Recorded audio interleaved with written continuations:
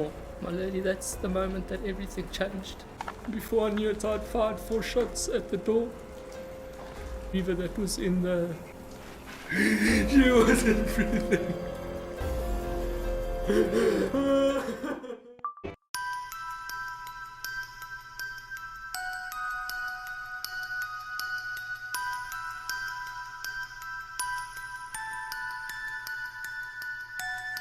Hi crime lovers, welcome to Crime City. I am Kay, the mayor of Crime City.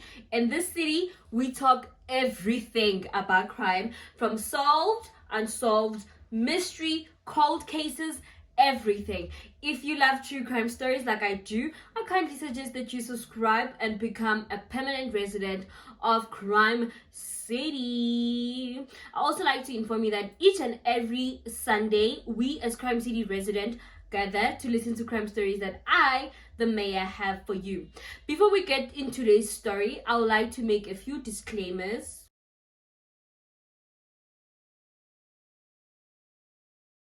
This case, we are covering the Riva Rebecca Steenkamp's case. I am going to start from the beginning. It was dark. God decided, you know what, I'm gonna light it up. The light became the daylight and the dark became the dark time. Guys, I'm joking. Okay, let's be serious. We are traveling all the way to England in a place called Blackburn in Lancaster, where we find Miss June, who was born in 1946, and she was married to Mr. Cowburn. June and Mr. Cowburn had a daughter, Simon Cowburn, and she was born in 1965. June got married at a very young age, and her husband decided, you know what, they're gonna relocate to South Africa in the province of Western Cape, in Cape Town in 1966. Some sources say she moved in 1967, but it's fine. When she got to South Africa, her and Mr. Cowburn's marriage was not really working out, so the two separated and they got a divorce. Remember, June was like new to South Africa. It was a foreign country. She didn't know anybody. She had to start afresh, and she had to support her and her daughter because her daughter was very young. She was about like 1 year or 2 years at the time. She worked 3 different types of jobs. Time went by, and 16 years later, she met Barry Steenkamp. Barry Steenkamp was a horse trainer, and he was originally from South Africa. He also was previously married, and he had a son from his previous marriage, Adam Steenkamp. When Adam was 3 years old, Barry and his first wife got a divorce. Barry and June met in 1981. The two were so much in love, so they moved in together. After they got married in 1983. We're not really planning to have a child by then because Simone was living with them, because she was about 15 years old when they met, and then she was like 18 years old when they got married, so she was living with them. And Adam was not living with them because he also relocated and went to England in Suffolk. If I'm pronouncing it wrong, I'm so sorry, but he moved there when he was a teenager, not far from where June was from. They were a family of 3 and they had like 9 dogs. That was so funny, 9 dogs. But you know, God was like, boom, I'm gonna surprise you. And June found out that she was pregnant, and they welcomed their new family member on the 19th of August 1983. She was named Riva Rebecca Steenkamp.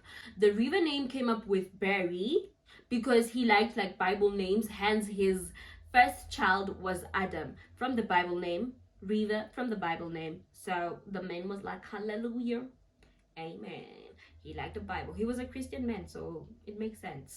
The Rebecca name came up with June, so she was Riva Rebecca Steenkamp. When Barry went to fetch Riva and June to the hospital, he was so happy. He even took along like 5 favorite dogs that they liked so much with him. He was like, you know what, I'm gonna take you, yo, and yo, you're staying. You will see her when we come back. My favorite dogs. We had 9 at the time, but I mean, the favorite ones came to the hospital to pick her up. The 5 dogs along. The family was like a Christian family. They were a happy family. Riva was the only minor child that they were raising. Remember, Simone was much older at the time, so she was like, you know, getting her life together and stuff like that. And Riva brought like much happiness to the family. She was this, you know, adorable child, so amazing, and they loved her so much. And June said when Riva was about 12 years old, Riva became June's mother because of the level of smartness. They were like, Mommy, now we don't do it like this, we do it like this. Not controlling, but like very smart. And then June was like, oh yeah, I get what you're saying. I get you. This daughter of mine is so smart. And as much as Barry was like a horse trainer, had love for horse training. So when Riva was growing up, she also loved horses. She had this black and white pony that she loved so much. She used to take it everywhere she was going. Like, she would do horse racing, attend events that included, like, you know, horse. So she was like an enthusiastic horse rider at a very young age. First show when she was 4.5, and she had all the judges enthralled with her and her little character, you know. She attended St. Dominic Prize School. She also did her horse related sport. I'm not sure which sport. I could say polo, but she didn't do polo. So it was anything that included horses, okay? And she was a very smart kid. As she was at school, she was doing very well. She was very focused with her schoolwork. She started gaining interest in modeling at a very young age. She used to take pictures, wear wedding clothes or wear vintage, doing photo shoot. And she was like, you know what, I really want to take this very serious, make it a career. She started modeling at an age of 15 years old. Entered a competition which was organized by the local newspaper. There's like a beauty concert. So aside from like the horse thingy, from the books and her modeling, during her spare time she would like paint. So what I love about Barry and June, they were very supportive parents. They never got rid of Riva's painting. They never got rid of her photo shoot pictures. Instead, they will even frame them. You know why? I'm assuming that the reason why they did this, they wanted to be supportive towards their child. They will never know if she's gonna become the next painter, you know, or she's gonna become the next model, which she was. So they wanted to keep such things for like future purposes. But in one of her paintings, they were kind of like, by then they were not strange, but when you look at them now, you're like, okay. There's two types of painting. She painted a man who was like carrying a gun, and this man was pointing the gun toward the woman, and the woman had like wings, and next to her there were like stairs going up. And in another painting, it was a woman who looked scared and she was holding herself. But we'll get to that later, why I'm mentioning these two types of painting. I really want to introduce personality more so you can know Riva. As much as you can see, Riva was very much gorgeous. She was a beautiful person, very beautiful. Like, you can see her pictures, her body. Like, you know, when I was looking at the picture, I was like, wow, God, wow. So let me give you time so you can see Riva. So as much as she was beautiful, you know, when you meet beautiful people, they'll be like, so rude, now don't touch me.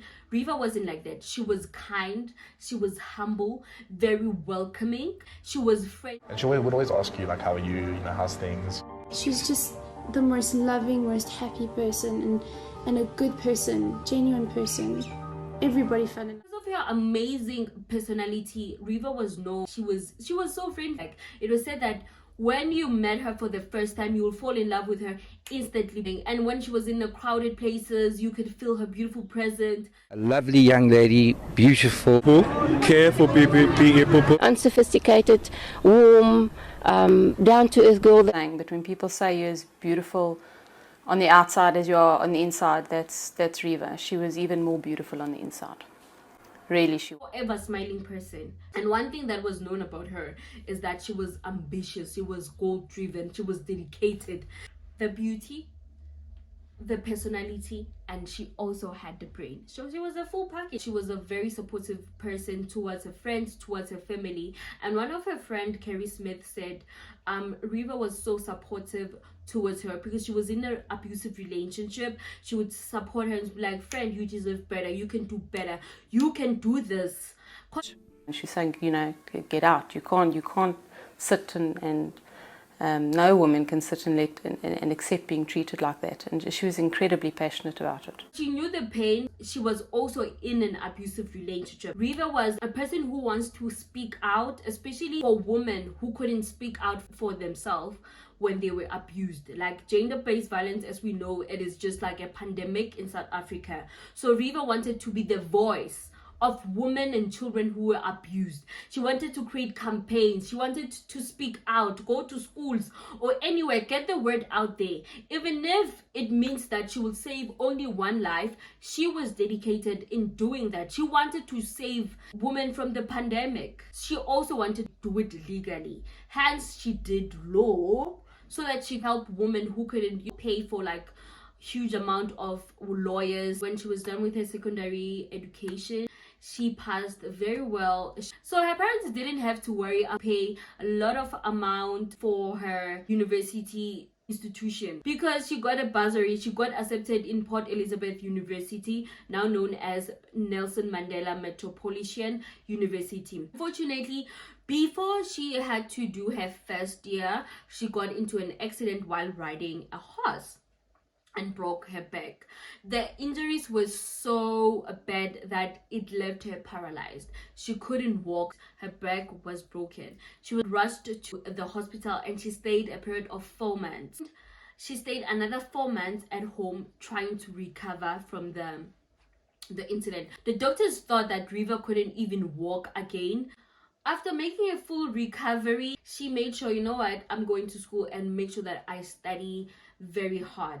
She was studying law, and she told one of her friend Carrie Smith that the reason why she was studying law is because modeling doesn't last forever. As time goes by, you grow up, things keep on changing. So law was something that it was like a backup plan. It was plan B. I would always say everyone has to remember that modeling's, it's not a career, because your beauty only lasts so long. You have to do something, you have to have something. That modelling mustn't be the first thing. She wanted to do like her law practice when she reached 30, and then during her 20s she would do her modeling. In 2004 she was one of the finalists in the Wicked Post-Off, and in 2005 she became Miss Port Elizabeth. In 2005, she graduated from her bachelor degree of law and she passed very well. Let me tell you, she got like 13 distinctions. So, wow. I told you, she was smart. She had the brains. In 2007, she decided, you know what, I want to relocate to Johannesburg. Johannesburg is just like a Hollywood of South Africa, where when you're in the entertainment industry, whether you're doing acting, when you're doing modeling or anything like that, you will get better opportunities in Johannesburg. It's just like Hollywood, Nollywood of Nigeria. So South Africa, Johannesburg is the place for you when you're doing entertainment in this, even like any other opportunities. So with Port Elizabeth, it didn't have opportunities, not as much. It wouldn't get her where she wanted with her modeling career. Hence she was like, you know what, let me leave Port Elizabeth and go to Johannesburg. She moved there in 2007. But I want to tell you more about her relationships. She was once in an abusive relationship, like I said, and then she managed to get out of this relationship. What I didn't mention is that Riva, as much as she was humble and sweet and a great person, if she felt like she was not treated well in a place, she will say what she wants to say. Like she was like, hey, I'm really not feeling comfortable with what you're doing, or 1, 2, 3, or 1, 2, 7, you know, whatever the case was. So she was like, you know what, I could see that I love this person. Riva was a loving person, so I love this person, but I'm not really feeling safe with this relationship. So toxic things, I'm just gonna exclude myself. She left the relationship. Allegedly, one of her longest relationship was with Wayne. He was a horse rider. Riva was a horse rider. Wayne is a horse rider. You know, lovey-dovey things. That's when they did, you know, their thing. And Wayne went to say Riva was the most supportive person ever. whether you're a friend or a boyfriend, Riva was going to support you. Wayne said he has never ever heard Riva like raising a voice at anyone, not him, not her friends, not her parents, not anybody. Riva was a very calm person. As much as I said Riva would speak up her mind, but she wouldn't say it in a rude way, like no, she was like really soft spoken person, so she was not like that. So the two dated for a long period of time. They dated like 6 years, and then when she moved to Johannesburg, she met a guy, Warren Lahoward, and he was a businessman, and they dated for like 4 years and a half. The relationship was a bit serious because June knew Warren, and she said Warren was a gentleman, and Warren described Riva to be the most loving person, and also that when he used to come back from business related things or work or anything like that, when he came back home, he'll get this amazing person. You will feel welcomed, you'll feel loved, that warmthness of home, like you are home, you know. He said he would receive that because of Riva. He wasn't like this person of like, oh, you 1 minute late. Where have you been? Where have you been? Where have you been? No, Riva was like, you know, those people like, hi honey, I've cooked. I'm not saying in a submissive way. Hey guys, don't think other things. Like in a very sweet way. Imagine you have a long day and then you get a woman who's just, you know, but Riva wasn't like that. So this is what Warren meant. So in 2011, that's when Riva's modeling career started booming. She started being out there. She started being recognized. Like I said, Johannesburg has a lot of opportunities, so it did recognize Riva. She was featured in television adverts. She was featured in magazines. She was in the KFC adverts. She was featured in Toyota adverts, Pin Pop, beer. She also modeled for jewelry, Savannah Jewelries, and listen, she became the first woman to be featured on Avon in South Africa. South African women were not featured in Avon, so she was the first one. Featured in also a reality show in BBC channel where they were like baking, and she was one of the celebrities that was called Baking Made Easy. The name of the show was Baking Made Easy. And also she was a brand ambassador of this word, I forgot the name, I'll put it down in the screen. She was a brand ambassador. She was featured as one of the celebrity guests for anti-bullying campaign. Like I said, she wanted to get out there and help as much as she can, especially when it comes to bullying, the abuse, gender-based violence. She wanted to help. She was in the FHM magazine cover, so she was getting out there. And also in 2011, she was ranked top 40 of one of the 60th woman in the world. 60th woman in the world.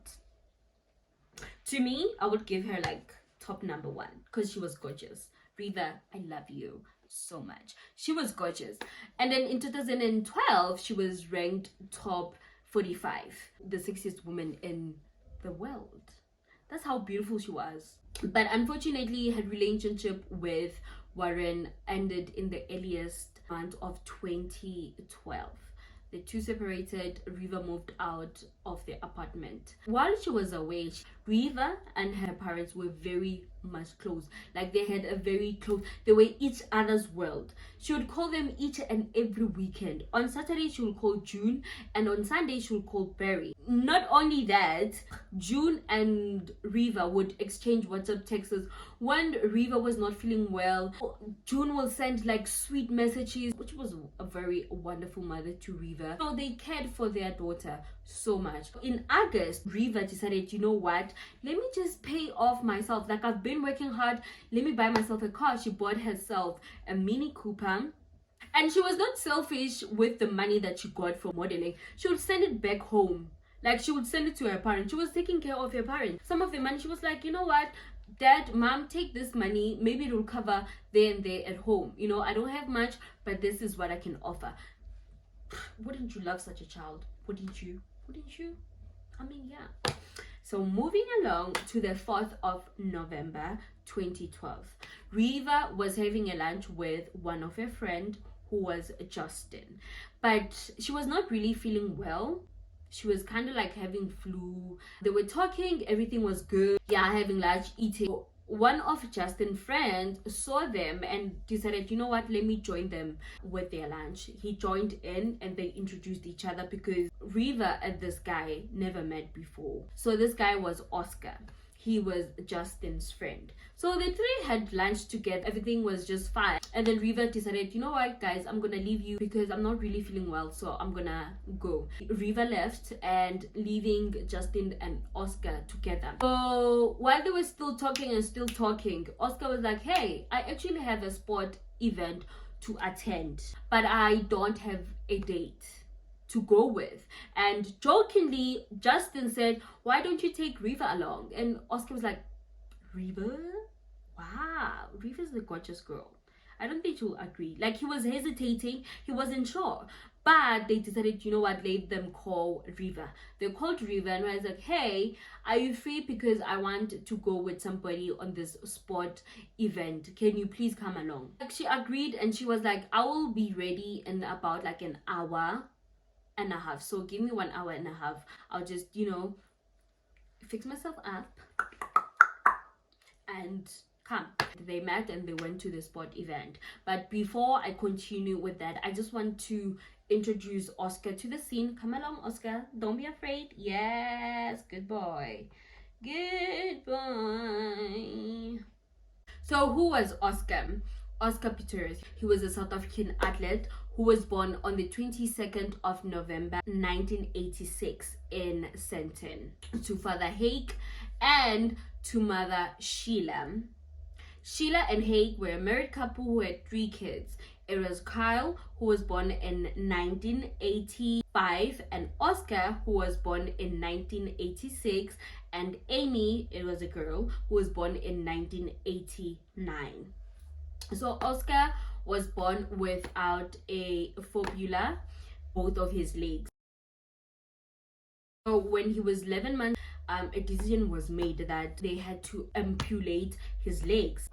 So Oscar, because he was disabled, but his parents made sure that they buy the best prosthetic legs, and he wasn't raised as a disabled person, or you know what, my son, you're disabled, you can't do 1 2 3. No, his parents were motivating him. He grew up just like other kids. If the other kids were like you swimming, Oscar was there swimming with them. If other kids were playing soccer, Oscar was going to play soccer. So his parents never wanted him to be like, you know what, I don't have legs or full legs, or I don't look like other kids, which means I need to distance myself, not socialize. In fact, he was a very social person. He had friends when he was growing up. He came from an Afrikaner speaking family, and they were also Christian. But unfortunately, when he was only 6 years old, his parents got divorced and he went to live with his mother, Sheila. She said one day, Henk came to fetch them for the weekend and I saw them drive away. She said that really broke her heart. It was a difficult time. Very difficult time, and I don't know if she ever really... She was very, very close with Sheila. They had like that bond. I'm not saying he didn't have a bond with his dad or anything. In fact, like, they would visit their dad, do activities as if like they didn't even divorce. So everything was fine. But Oscar was very close with Sheila, and Sheila was his biggest mentor. When he wanted to do something, Sheila was there. Was like, you can do this, my son. When Oscar was not feeling well and feeling like can't get up, you know, sometimes you have those days. Sheila was there, you know what, son, as long as you can get up from this bed and walk, you can do this. If you want to do something, you can do this. That was the type of mother Sheila was. She was very supportive.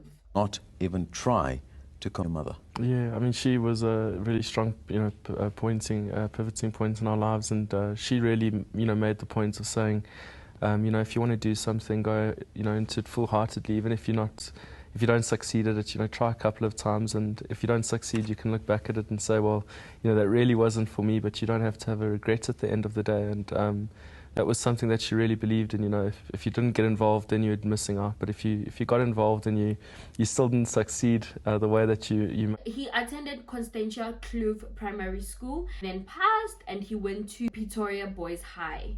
When he got to Pretoria Boys High, he did not hesitate in anything. He was a very active student, sport-wise. I'm not sure about education, but when other kids were playing tennis, Oscar was like, I can do tennis, I'm gonna play tennis. He played tennis. When other kids were playing rugby, he was like, I could do rugby. He played rugby. When other kids were playing water polo, he was like, I could do water polo. So he was an active child. He was doing something that me and you, we were not doing, and we have everything. You have hands, you have legs, but you can't still do it.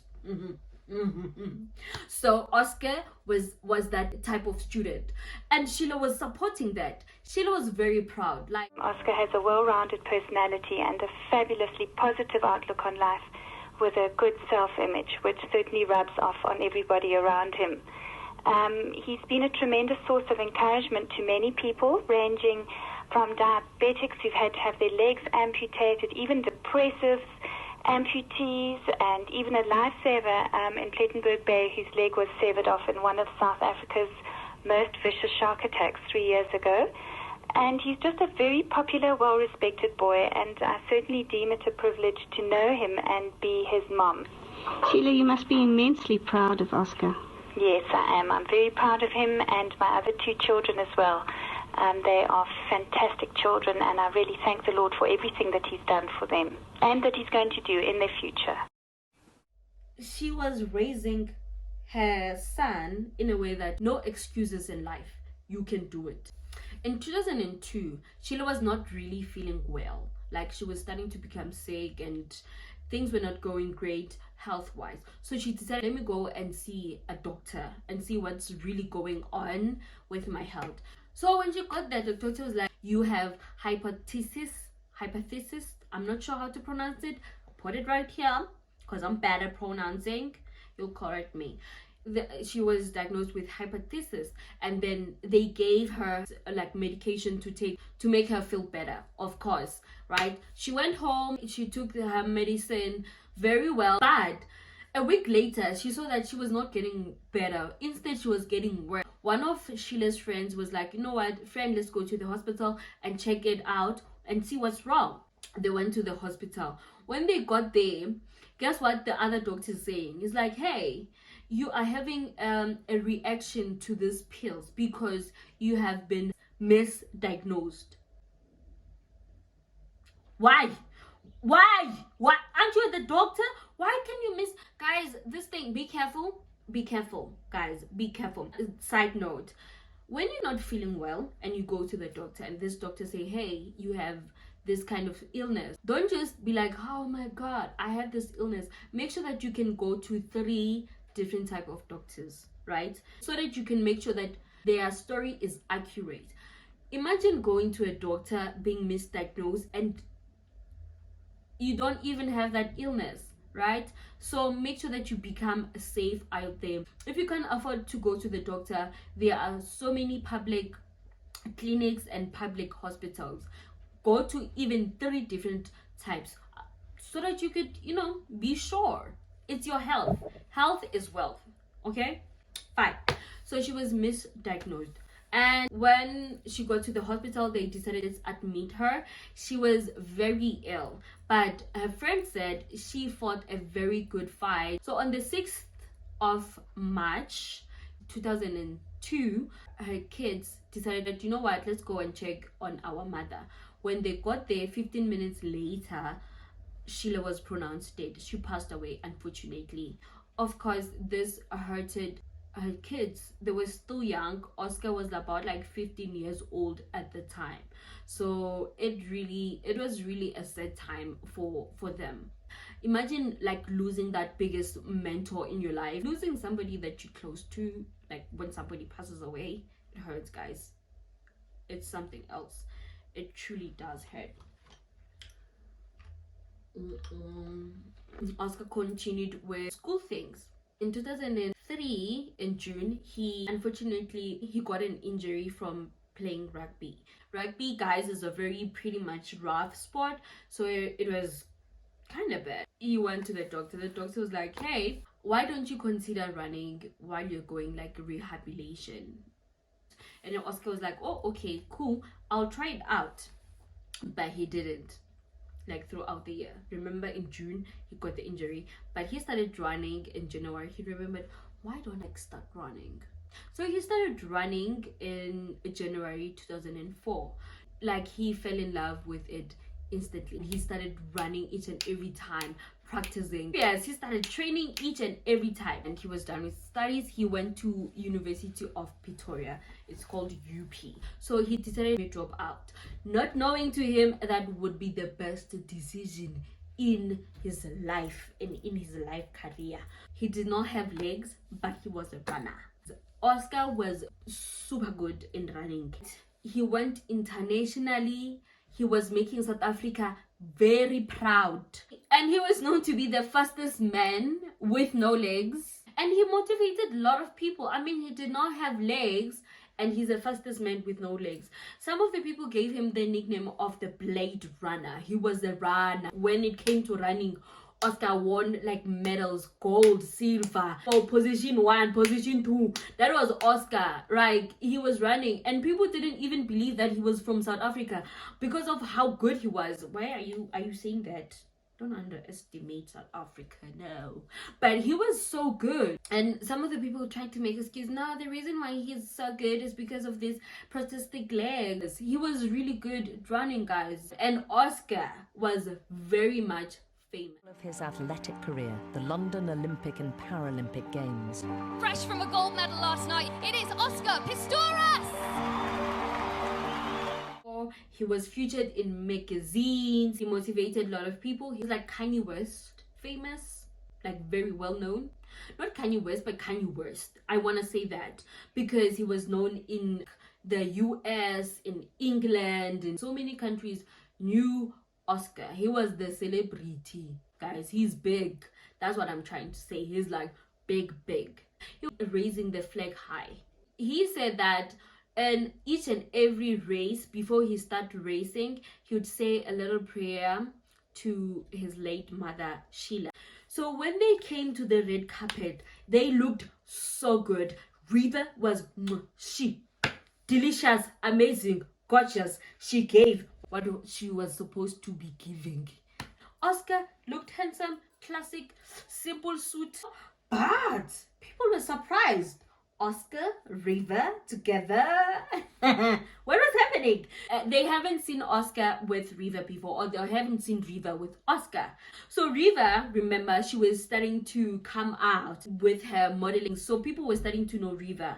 So she was known. So Oscar was also known internationally, also locally in South Africa. So the two were like celebrities. So when they came together, obvious, the journalists were taking pictures, paparazzi asking questions. Oh my god, Riva and Oscar are dating.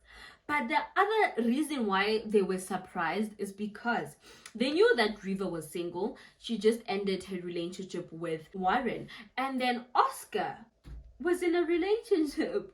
Oscar, what are you doing? Oscar, what are you doing? He was in a relationship, a 3-year relationship with Samantha Terry. So people were surprised. Where is Samantha? Why Riva? Whatever. So they had questions. So when they were interviewing Riva, she was honest. I'm sick. Do you want to do a little one? Hi. I'm Oscar's date tonight. He needed a date at the last minute. So it's like, Riva, just throw your stuff together and come and be my date. It's funny, hey? Don't know how that worked out. Excited just to like enjoy the evening, the entertainment, just everything as a whole. Just a fun night out. Something different. Not a club. Nothing boring. It's exciting. A very, very sexy boy.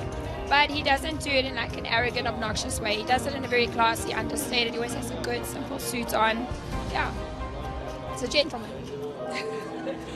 Thank you. After the sport event, the two said they enjoyed so much. They were chatting the whole night until the next morning. And Oscar was so excited about the date. Let's call it a date because it became their first date.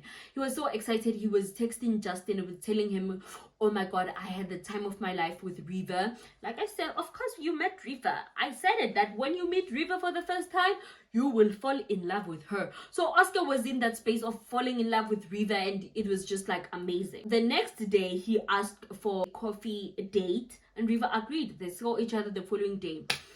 But that's when the newspaper articles came out of Oscar and Riva. Of course, people were talking, paparazzi, social media was like, Oscar and Riva, Oscar and Riva. And guess who saw this? Samantha. Samantha saw this. Oh my god. Samantha knew nothing that her boyfriend was gonna take Riva. It was embarrassing because people, they're gonna text you. I'm like, Samantha, did you know about this? Samantha, Samantha, you didn't tell us that you broke up with Oscar. Samantha, this. Imagine waking up a 3-year relationship. We are already married. 3 years. 3 years. Oh wow, we are married. 1 year is enough. 365 days is enough for us. It's marriage, Baba, which means we are serious. So if 3 years is something you are waiting for, you know, she was surprised, guys, and shocked. And this is how she knew that their relationship has ended. That's how they dumped her. Sorry, Samantha. Sorry. But yeah. For the next 6 days, Oscar and Riva would like see each other. I'm assuming by this time they were like, you know, starting to date, because 6 days we know each other a lot. So why not be my babe? So they would see each other for the next 6 days. The reason why it ended on the 6th day because Riva had to go on an international trip where she had to shoot a reality show. It was a Tropica Island show. It was sort of like a Big Brother or a Live Island. I'm trying to make an example for you to get the idea what is Tropica Island.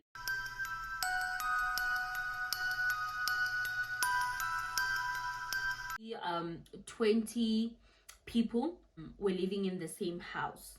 So each and every day they would have like activities, maybe swimming or playing games, and the team that wins gets points, sort of like a competition. They will win like 1 million rand. So it was called Tropica Island. So she was going to Jamaica to shoot for that Tropica Island. Hi, my name's Riva and I'm a contestant on Tropic Island of Treasure 5, which we just shot in Jamaica.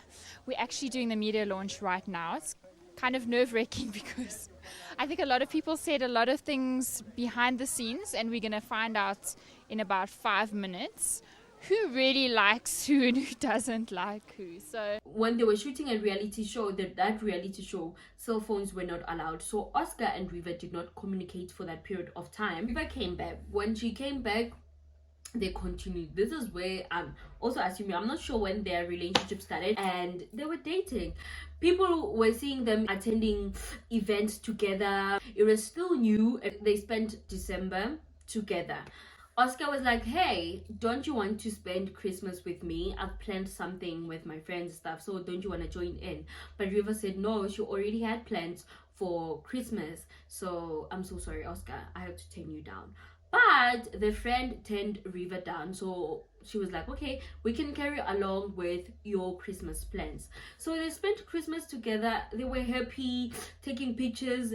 End of December, Oscar had to leave to go to Cape Town. He asked Riva, hey, can you please stay in my house while I'm away? He had a house in Pretoria. So Riva was like, okay, cool. And then she stayed there while Oscar was away. Oscar came back, their relationship carried on, everything was fine. And then on the 23rd of January, one of Riva's friend was having like an engagement party. So she was invited, right? She decided, you know what, let me go with Oscar as my date. He's my boyfriend. I want some of my friends to meet Oscar, because Riva's friends never knew Oscar. Most of Riva's friends never knew Oscar. They only saw the newspaper, but they never knew who Oscar was. They never spent time with Oscar. So I think that was a great time to be like, hey guys, this is my new boyfriend, Oscar. She took him along. They went to the dinner.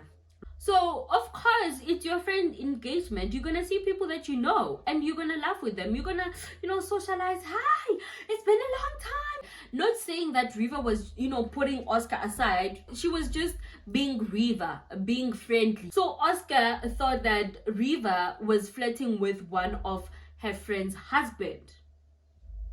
He really got angry and he snapped and he was like, hey, I want to leave, let's go. Riva was still enjoying the night. Was still young. You wanna socialize. It's been a long time since you've seen your friends, so hello, I wanna enjoy this engagement party. And such parties don't happen every time. I mean, our friends don't get engaged 10 times unless they get divorced or something doesn't work out, but like it's a one-time party, so they had to enjoy. Oscar was like, no, I want to leave. He was angry. He was kind of embarrassing Riva. Stop embarrassing me, Oscar, come on. So he was embarrassing Riva, so he left, and then Riva joined in. But Riva was not feeling, like, no, this is getting out of hand. I'm really not enjoying what you did. So the following day around 2, she texted Oscar. She sent a very long paragraph. Let me read this message. It's very long. And disclaimer, I'm not that good at reading. It says, I'm not 100% sure why I'm sitting down to type a message first, but perhaps it says a lot about what's going on here. Today was one of my best friend engagement and I wanted to stay longer. I was enjoying myself, but it's over now. You have picked on me instantly since you've got back from Cape Town. And I understand that you're sick, but it's nasty. Yesterday wasn't nice for either of us, but we managed to pull through and communicate well enough to show our care for each other is greater than the drama that attacked us. I was not flirting with anyone today. I feel sick that you suggested that and that you made a scene at the table and made us leave early. I'm terribly disappointed in how the day ended and how you left me. We are living in a double-stranded relationship where you can be mad about how I deal with stuff when you are very quick to act cold and offish when you are unhappy. Every 5 seconds I hear how you dated another chick. You really have dated a lot of people. But you get upset if I mention one funny story with a long-term boyfriend. I do everything to make you happy. The biggest shock say anything to was rock all the the boat with you. You do everything to throw 10 thumbs in front of people. I have been upset by you for 2 days now. I am upset I left Darren's party early. So upset that I can't get that day back. I am scared of you sometimes and how you snapped at me and how you will react to me. You make me happy 90% of the time and I think we are amazing together. But I am not some bitch you may know trying to kill your vibe. I am a girl who let go with you even when I was scared out of my mind. I'm the girl who fell in love with you and I wanted to tell you this weekend, but I'm also the girl that gets sidestepped when you are in a shit mood. When I feel you think you have me, so why try anymore? I get snapped at and told my accent and my voice is annoying. I touch your neck to show you that I care. You tell me to stop chewing a gum, do this, do that. You don't want me and fucked up a special day for me.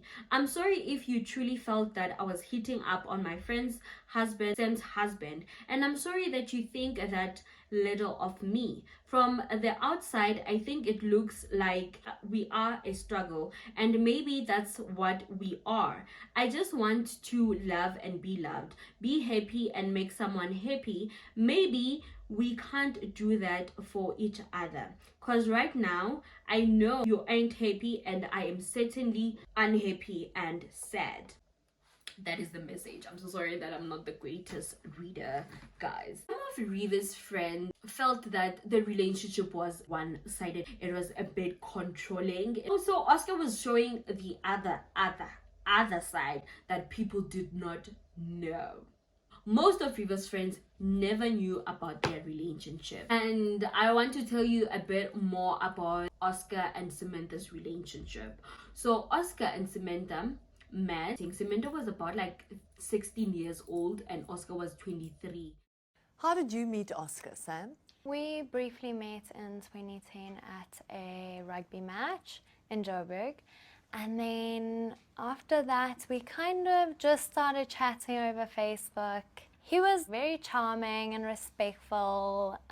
We got along very well. And so there's like a bit of a gap there, like 8 years gap, I'm assuming. It's at 8 years. Samantha said in an interview that she started realizing the controlling side of Oscar 3 months within the relationship. I think I started noticing within about 3 months of our relationship.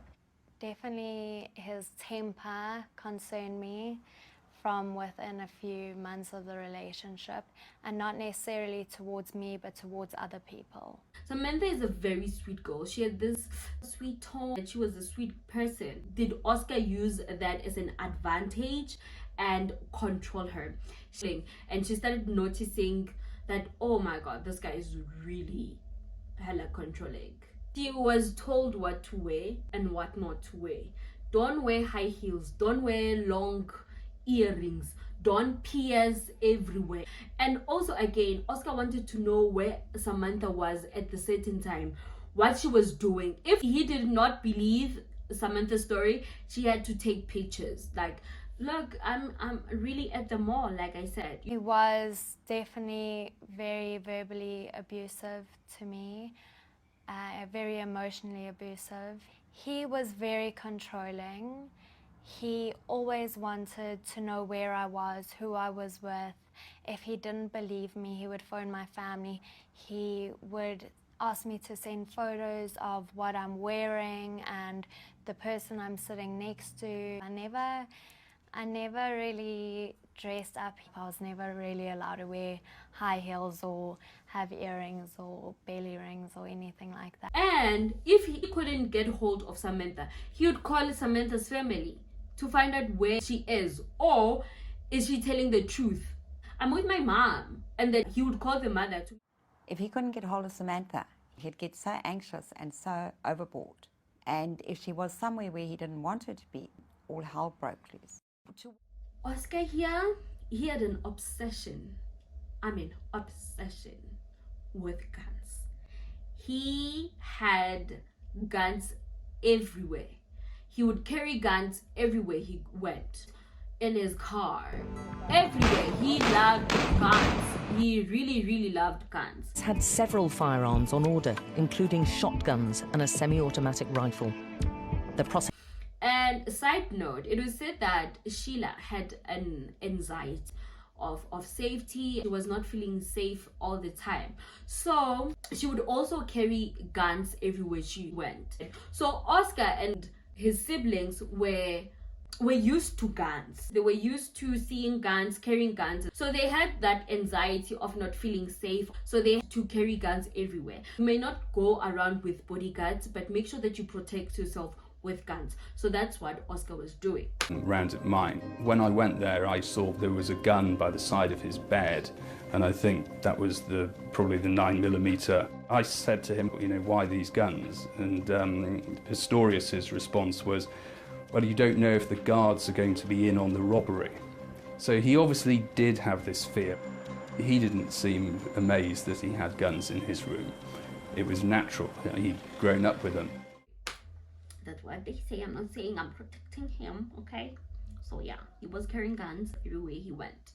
So that really scared Samantha, because as much as he loved guns, it's okay to carry a gun to feel safe, but he was not really playing safe with them. So Samantha went to tell this one incident that it was her, Oscar, and Oscar's friend. So Oscar's friend was driving. Oscar was in the passenger seat and Samantha was in the back. So while they were driving, they were stopped by a policeman. This policeman stopped them because of speeding.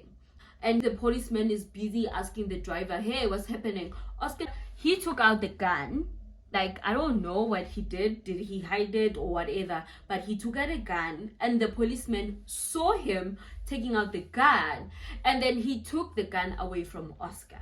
After taking the gun, he took out the bullets, emptied it in the ground. Oscar got really angry at that. The policeman did not find him. He did not arrest Oscar. He just gave Oscar a warning. Hey, don't do it again. Please, Oscar. Money is power. Money is power. If it was just a regular person, I'm just assuming. Wow, they would have. You are under arrest. 2 years imprisonment. You are under arrest. Don't speak. Yes, or they'll find you like a very,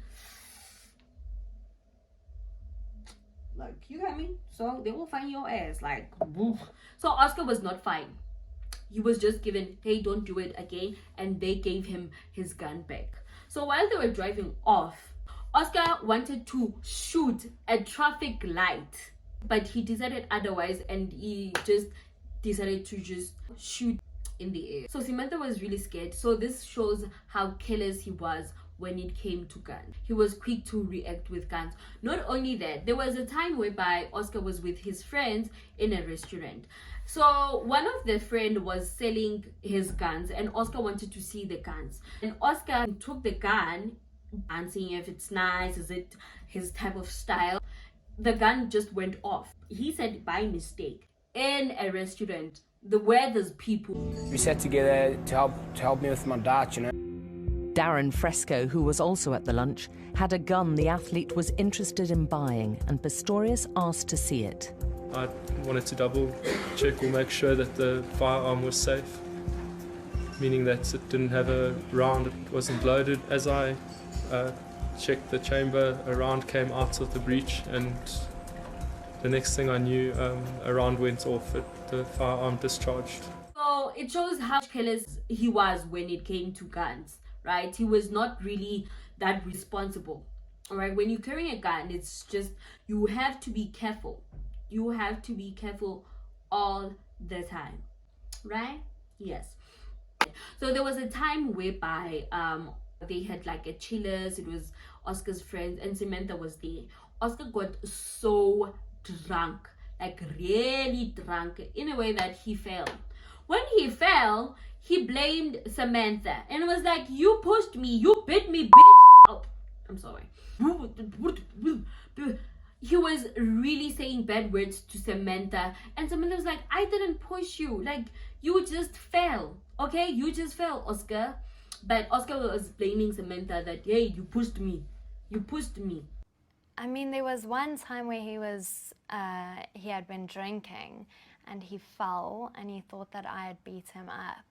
So things like he would say, you know, you bitch, you beat me in the face, things like that, where you don't know how to react. He was also cheating on Samantha. Towards the end, it was so much. I mean, he had been unfaithful to Samantha twice that we knew of. The drinking, the partying, the lying was ongoing. His whole lifestyle was something was going to go wrong, and it was going to go wrong soon. It had reached that point. So I wanted you to get an idea of his previous relationship. Moving along, it was on the 13th of February, the day before Valentine. Riva wanted to spend some time with her friend, but she decided otherwise. I'm like, you know what? Let me go and sleep at my boyfriend's house.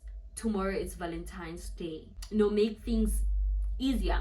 Before she went to Oscar's house, she bought Oscar a gift. She printed out like pictures and bought Oscar some cards for Valentine's Day. She went to Oscar's place. The CCTV footage captured her entering Oscar's estate. She was happy talking to the security there. She drove to the estate and went to Oscar's house. 10 minutes later, Oscar followed with his BMW. So he was captured by the CCTV footage, and the security guard said Oscar was in a call when he was entering the estate. So now, when I'm gonna tell the story, I'm gonna tell it according to Oscar's vision. We're not saying this is what happened. So we had the Oscar's vision, we have the truth that we don't know, we're not sure that Oscar's vision is the truth, and we have the court vision. Oscar said he arrived home. him and Riva had dinner, right? After having dinner, Riva was like doing yoga while Oscar was in bed, right, watching TV. After 10 o'clock, Oscar fell asleep and Riva joined in. They both fell asleep. It was very hot and it was February. February is still like very much hot in South Africa. So Oscar couldn't sleep. You know when some people like can't sleep and then they keep on, turning. So this is what Oscar was doing, and it woke Riva up. And Riva was like, "What's wrong, my boo boo?" I think they called each other boo boo or boo boo. And Oscar told Riva that, "Hey, I can't sleep, baby." And then Riva said, "Sorry, my love." She went back to sleep, and Oscar decided, you know what? Let me go and fetch like fans, wind fans outside in the balcony. He went to fetch the fans. While he was fetching the fans, putting them inside the bedroom, he had some noise coming from bathroom. So this is how Oscar's bedroom looks. He had some noise in the bed. He went and took the gun under the bed and walked towards the bathroom. While he was walking towards the bathroom, he saw the bathroom window opened and he was like, "Oh my God, there are intruders here." And then he still had some noise from the bedroom. So he got really scared that he started shooting. He shot like 4 shots in the door. While he was doing so, he was calling Riva and like, "Riva, call the police. Riva, call the police. Make sure that you're okay." Shouting at Riva. But he was surprised that Riva was not responding. He went back to the bedroom quickly, went back to the bedroom to check up on Riva, and Riva was not there. That's when it alarmed to him that, oh my God, what if that was Riva? Went and tried to open the toilet door. He tried to open the toilet door, but it was locked. And he quickly went to fetch a cricket bat door and he broke the door, unlocked it, and he saw Riva. He quickly went to the balcony, shout for help. "Help, help, help." And he was trying to save Riva. He was crying, he was screaming. He called one of his friends who stayed around the estate that, "Hey, please call the ambulance for me. I mistakenly shot Riva. So please call the ambulance." And he also called Netcare. Netcare is also like a hospital. So he called Netcare. He couldn't really say out words out. He was crying. He carried Riva down the stairs trying to perform CPR. So while he was shouting and crying, one of the neighbors, heard that and decided, let's go and check up what's really going on. When they got there, the neighbor said he saw a woman lying on the floor and towels and plastic were all over her, and there was a man crying. Neighbor was a doctor, so he was like, "Hey, I can help you. I'm a doctor. Relax." He tried to perform CPR and tried to search for her pulse, but the woman unfortunately did not have a pulse at all. So I tried to open the airway and to look for any signs of life. She had no pulse in her neck. She had no peripheral pulse. She had no breathing movements that she made. She was clenching down on Oscar's fingers as he was trying to open her airway. There wasn't any signs of life that I could see. Oscar was crying all the time. He prayed to God to please let her live. She must not die.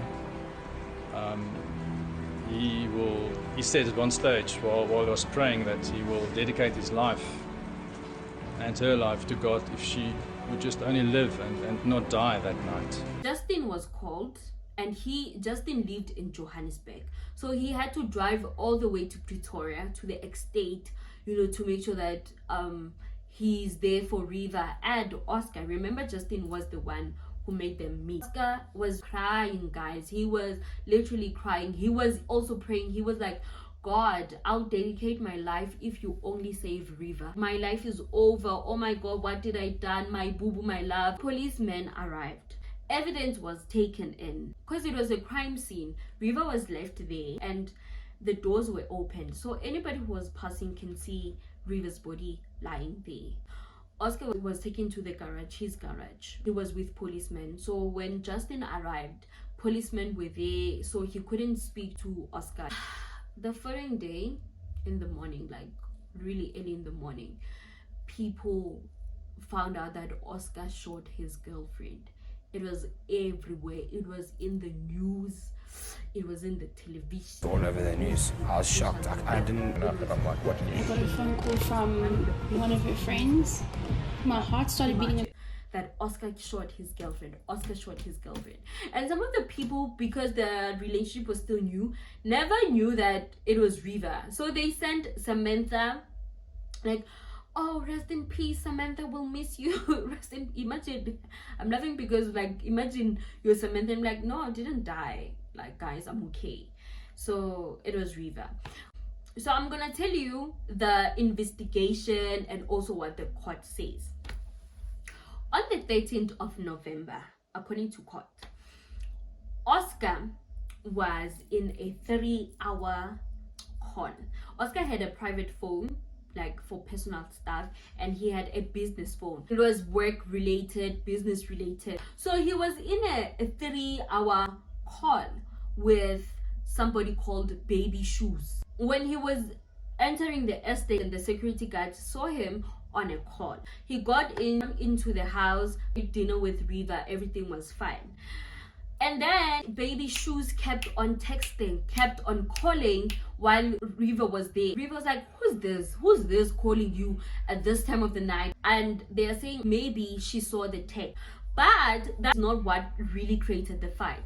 One of Riva's ex called, we're not sure who, but they say one of the exes called, and Oscar, that's when he snapped. The exes was not calling because they were dating. Nay, baby, no. He was calling maybe to check up on Riva or something, I don't know, but they're assuming that's what really happened.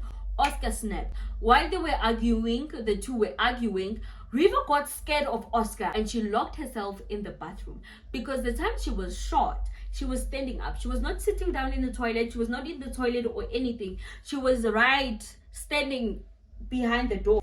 And when she got shot, she first got shot in her hip, which made her to fall down. I'm trying to say, if it was a mistake, the first shot, obviously Riva was not gonna be quiet. She was not gonna be shot and be like, no, because she was going to scream, she's going to cry. When you're being shot, even a man screams. Second shot, it missed her. The third shot, she was doing like this, trying to protect herself, and then it went through the brain. And then I'm not sure. No, the second one went in her arm. The third one went in her hands. That's what the court thinks happened. And some neighbors, when it comes to neighbors, some say this, some say that, so which is which, we don't know. Some neighbors say they did hear like an argument between the couple, a woman and a man, and the bullets and Riva shouting, and you can hear the screams of somebody asking for help or, you know, being scared. For the gunshots, I sat in the bed, and it's the most helpless feeling I've ever had in my life. I anticipated something was going to happen because of the climax of her shouts. I knew something terrible was happening in that house. I thought they were being attacked in their house. You only shout like that if your life is really threatened. And some neighbors said they only had Oscar asking for help. They never had any argument. The court was a chaos. Everybody wanted to catch up on the story. Oscar was not really feeling well in the court. He was so sick, very, very sick. Really sick that he couldn't even stand on his own. There was a time whereby they were showing Riva's injuries and Oscar vomited. Not because he was disgusted or anything, I'm not speaking for him, but like you could see that he was so sick. In court he was crying when he was saying his statement, like trying to explain what. My lady, in the early hours of the 14th of February, I noticed that the fans were still running and that the door was still open. I took the small fan, the floor fan, I placed it pretty much just inside the room. It was at this point that I heard a window open in the bathroom. It sounded like the window sliding open, and then I could hear the window hit the frame as if it had slid to a point where it can't slide anymore. My lady, that's the moment that everything changed. I thought that there was a burglar that was gaining entry into my home, And the first thing that ran through my mind was that I needed to arm myself, that I needed to protect Reva and I, that I needed to get my gun. I made my way along the side of my bed. I grabbed my firearm from underneath the bed, and it had a canvas holster on it. I immediately took it out the holster. I slowed down and I had my firearm extended in front of me just as I left my bed. I whispered for Reva to get down and phone the police. I couldn't see into the bathroom at this point, but I could hear the door slam. And for me to confirm that there was a person or people inside the toilet or inside the bathroom at that time. I wasn't sure where to point the firearm. I had it pointed at the toilet, but my eyes were going between the window and the toilet. I wasn't sure if somebody was going to come out of the toilet to attack me.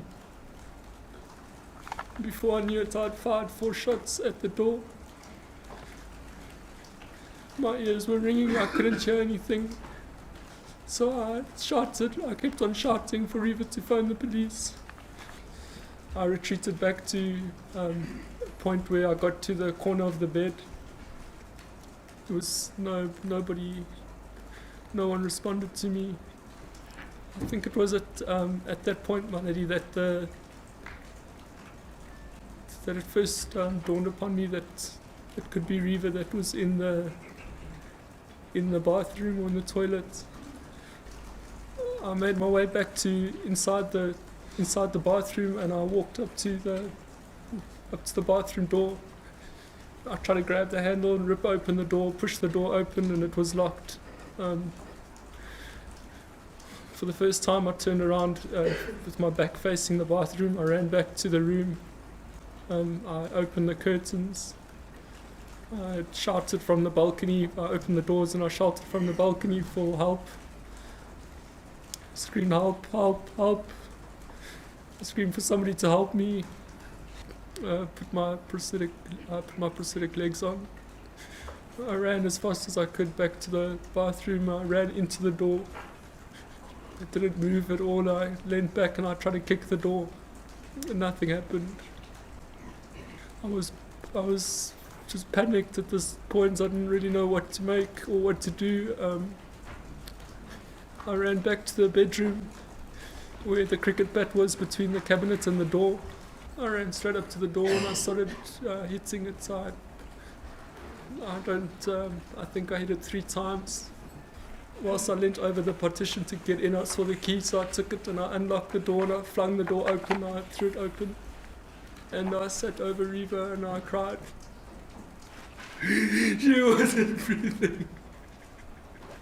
There was a time whereby they asked him, to take off his legs, his protective legs, but you could see him, he was shaking, he couldn't stand on his own. He had to make sure that he has balance. One of Reva's friend was in Paris with his wife. So while they were in Paris, of course, they were enjoying Valentine's Day. They were watching news, right? And they saw Oscar shot his girlfriend. And they were so shocked. They were praying that, please let it not be Reva. Hope maybe Oscar at least cheated on Reva, shot that girl. I'm not saying that they were hoping for somebody to die, but they were praying not to be Reva. So because they were not believing the news, they called Reva. She was not picking up. They called Reva twice, 3 times, 4 times. She was not picking up. And one of Reva's friend picked up, and when they picked up, they were like, oh, thank God. But it wasn't Reva, and they were like, yeah, it's true, Reva passed away. This really broke people's heart. But back in Port Elizabeth, Barry was busy training his horses. Early in the morning, he got a call from June. June was crying, was screaming, and she was not really saying words out. You cannot hear what she was saying. So Barry was like, oh my God, maybe one of their dogs or animals got hurt. June was like, you need to drop whatever you're doing, come straight home. It is an emergency. He was scared and he was wondering what was it. June was with one of their friend. So this friend of them, he's the one who told them that, hey, it was a mistake and Reva accidentally got shot. She was killed. So immediately June was crying, devastated, heartbroken. It was unbelievable. While Barry was driving back home, kept on hearing that Riva has been shot, Riva has been killed, and that's when he started shaking and being shocked. So really broke their heart in a way that Barry got a stroke from this. Guys, the news was all over the place. All over. When I mean all over the place. USA, UK, Australia, everybody knew. Oscar shot his girlfriend. Oscar shot his girlfriend. Oscar shot his girlfriend. You know, journalists flew to South Africa, came to South Africa especially for this case. The shooting incident this morning at the home of the well-known Paralympic athlete Oscar Pistorius. The woman has been named as Riva Steenkamp. What sort of girl was she? The sweetest human being and an absolute angel on earth. She was a rising star. Woke up in the morning of Feb 14th and it was all over the news. I was shocked. I didn't believe it. My phone was going crazy and the messages were, have you seen the news about Oscar? And I was so confused. I mean, I've just woken up and I'm like, what? 7:45 in the morning, and I got a phone call from one of her friends. My heart started beating a little bit because I knew something was wrong. And I answered and she just said, "Gee, are you sitting down?" And then immediately my thought was, well, not my thought, my voice started screaming, "Where's Riva? Where's Riva? Where is she? What happened to her?" And she just said, "Calm down, are you sitting down?" And then she said, "There's been an accident." But I want to say this. I really want to say this. All about Oscar. It was all about Oscar shot his girlfriend. Riva's name was there and there. Like, people were like, oh my God, it was a mistake. Without knowing what really happened. Without knowing the real story. Because Oscar was known to be the golden boy. I'm not saying it wasn't a mistake. And because Barry got a stroke, he didn't attend some of the court dates. But June decided, you know what, she's going to attend the court date. Yes, they were not good financially, but she was like, you know what, I'm going to attend and support my daughter. She went to Pretoria, traveled all the way from Port Elizabeth to Pretoria. But I didn't explain to you the call. Who is Baby Shoes? So when they traced the call to find out who is Baby Shoes, they found out it was a man who is Mr. Atkins. So Oscar was calling Mr. Atkins. But who is Mr. Atkins? Mr. Atkins happens to be the father of Oscar's girlfriend. And the two dated for a period of like even 5 years, allegedly. 5 years. Her name is Jenna Atkins. The two dated for quite a period of time. Oscar was cheating allegedly with Jenna. And after the shoot happened, social media was going crazy. Oscar killed his girlfriend. You know, other people were like, yeah, why did he? I mean, Oscar, of course, you killed her. People are gonna get angry. People are gonna question you. But Jenna was like protecting him some way, somehow, like defending him on social media. It was like, no guys, please don't judge him. Oscar was a good person. Oscar was this and this and this and this. Maybe you're defending him because you were, you know, dating him. We never know. We never know. We never know. They had Riva's funeral. I think a beautiful woman is never, ever, ever forgotten. She will always be remembered, and a very sad day for her parents, a tragic loss for them. Riva was a Port Elizabeth girl.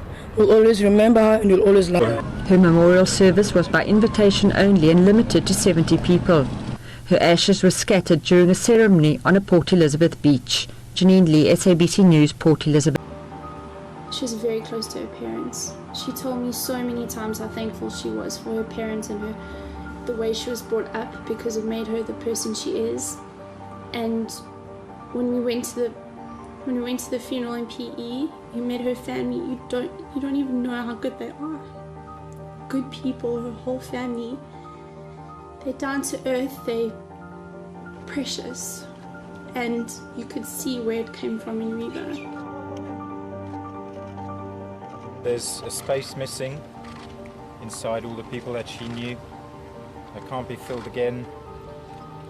We're going to keep all the positive things that we remember and know about my sister. We are here today as a family, but it's only one thing missing, it's Riva. She's my little sister, and she's gone. There's a big hole there that can't be filled by anything else, but the memory's always there, and everything about her is good. She was our glue that used to always make sure the cousins and the brothers and sisters and that always used to keep together. You fall in love with being in love with love. It's just one love everywhere. I'm going home with sort of a sweet taste in my mouth. I don't have any regrets. I don't have any bitterness. I take home with me so many amazing memories and things that are in here and that are in here that I'll treasure forever. I think the way that you go out, not just your journey in life, but the way that you go out and you make your exit is so important.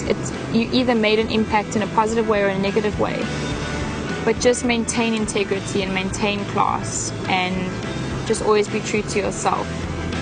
And I'm gonna miss you all so much, and I love you very, very much.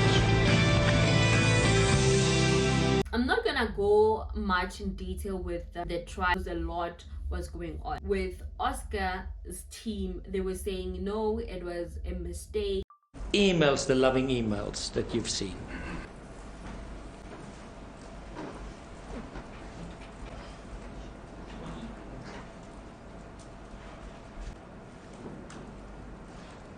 I must hide, I must keep quiet, I don't want to get him to me. And then with for the victim, they were like, no, this was not a mistake, because apologize, smiley face. It's not a relationship over years, sir. It's been 4 months, 2 months serious.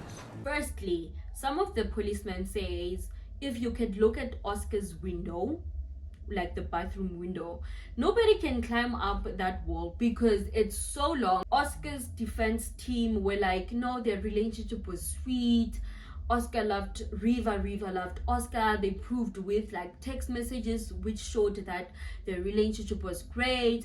And then Riva's defense team were like, no, they were showing like, you know, the bad side of the relationship. This is how Oscar was controlling. He testified and he was not doing well. Remember, I did say that he got a stroke. He couldn't come, but he ended up coming, even though the doctor advised him like, look, you shouldn't go there because you're not well. But he wanted to do it for his daughter. Barry testified he was not well. He was shaking. He was, you could see. Will you tell the court about that? At times,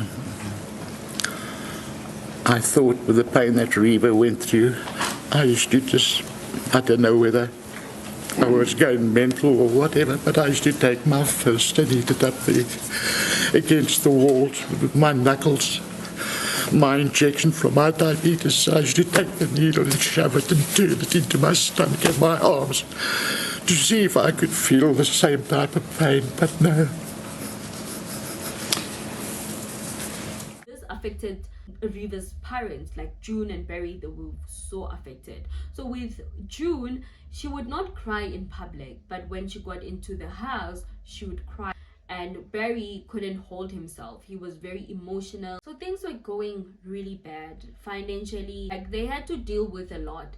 They lost their daughter, and then on the other side, the finance was not really great. Oscar's lawyer spoke with Riva's lawyer, and he told them that, hey, look, we can offer you money, like 60,000 per month. And then June and Barry were disgusted by that. Like, look, this is not about money. This is not about money. As much as we need money, but we'll never take money from him. Like, why? This is bad, guys. You cannot offer money in such a situation. But the Riva's lawyer convinced Barry and June to like take the money. This will be kept confidentially. Nobody will know about this, right? So they were like, okay, cool. Maybe we should. They took the money, right? So while they were taking them, they took the money, and then the next time in court, they presented this statement that no, Barry and June took the money. They were so disgusted by that. You said you will keep this confidentially. Now it's out there. So people will be like, how can they take money from their killers, the person who killed their child, you know? So it painted the wrong painting. And next time they offered like a big amount of money. They say like 300,000. And they were like, no, Like the lawyer tried to say, take it, and they said, no, we are not gonna take any amount of money. No. Back to the paintings that I was talking about. So remember I said Riva painted a man carrying a gun pointing towards a woman who had wings. Next to her there were stairs, right? So some kind of premonition of her death. When a newspaper article showed how Riva was sitting at the time when she was shot, it looked very similar to what she has painted. I wish they asked Riva what did the painting mean to her, because they never asked her when she was young. It was just... Oscar was found guilty, but he was sentenced to only like 5 years imprisonment. Like, that was not fair. And then it was later changed to 6 years. That was still not fair. And then they were like, no, you only save like, okay, 13 years. But he served only half of the years. So yeah, somewhere around 7 years or something like that. So in his parole, what he has to do in order to be eligible for parole, he has to go and see the victim's family and explain what happened. It's like a meeting and stuff. So already Barry and Oscar met and they did talk. I tried to Google, is Oscar out? But some say he's out, some say he's not out. But I believe he's not out. They say he's going to be released in March this year, right? And I think if he was out, like, the whole world would know. This was a huge case. Like, it was sort of like a Nelson Mandela's case. So he'll be out very much soon. Next month. Yeah, next month he'll be out. So guys, this is the story of today. It is dark outside. I know the quality just went down. This is the story of today. I hope you enjoyed listening to this story. This was my first story, if you didn't know. And please subscribe to this family and join in this beautiful community that we are building, that I'm building with you. Let's become a very good community. Okay guys, please tell me what you think about this case. Was it a mistake or was it really on purpose, right? Let's discuss down below. Please, when we are about to discuss anything and comment, let's not be negative towards the victim or the victim's family. Let's put more respect towards the victim, please. Thank you so much for watching today's video. See you on the next one. Make sure that you take care of yourself, take care of people around you, check up on them, right? Make good decisions. Don't just make decisions on a rush and stuff like that. Be careful out there. Be very, very careful. I love you so much. I hope you enjoyed this video as much as I enjoyed. See you on the next one. If you have a suggestion of a case that you want me to... If you have any suggestion of any case that you want me to cover, please make sure that you comment down below. Bye.